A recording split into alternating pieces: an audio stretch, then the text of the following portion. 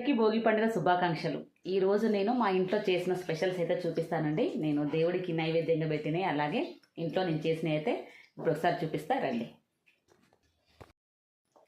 పులిహోర ఇది మెయిన్ ఉండాల్సిందే. మా కన్నమ్మకి ఎంతో ఇష్టం. ఇదైతే ఇది చేయకుండా అసలు మా ఇంట్లో పండుగ అనేది ఉండదు, కంపల్సరీ చేయాల్సిందే. ఆ తర్వాత వడలు, ఇంకా వడలు కంపల్సరీ కాంబినేషన్ ఉంటుందని చెప్పేసి చేస్తూ ఉంటాను.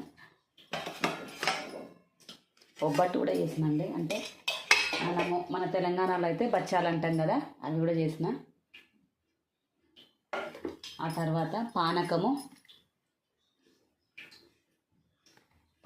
ఇది పులగం అంటాం కదండి. దీంట్లోకి మనం స్పెషల్గా చేస్తాము. మా అమ్మ ఎప్పుడు చేస్తుంది. ఇది నల్ల నువ్వులు వేసి చేస్తారు, కానీ నేను వైట్ వేసినాను, అందుకని అలా కలర్ మనకు మామూలుగా పరమాన్నం లాగా ఉంది. కానీ ఇది నల్ల నువ్వులే చేస్తారు. నల్ల నువ్వులు నాకు దొరకలేదు, అందుకని నేను వైట్ వేసాను. నువ్వులు పొడి కొట్టేసి అది పులగమని చేస్తారు. మా అమ్మ ఎప్పుడు చేస్తుంది, దేవుడికి అదే పెడుతుంది ఈరోజు భోగి పండుగ రోజు, అందుకని చెప్పేసి నేను ఎప్పుడు అదే చేస్తూ ఉంటాను. మళ్ళీ ఇంకో పండ్లు, టెంపుల్లో నాకు వచ్చిన ప్రసాదాలు ఇంకా అసలు లెక్కే లేదండి. ఆ వీటికి అసలు ఎవరు తినేది లేదు, ఇంకా అలానే ఉండిపోయాయి. ఈరోజు నా ప్రసాదాలన్నీ ఇవేనండి.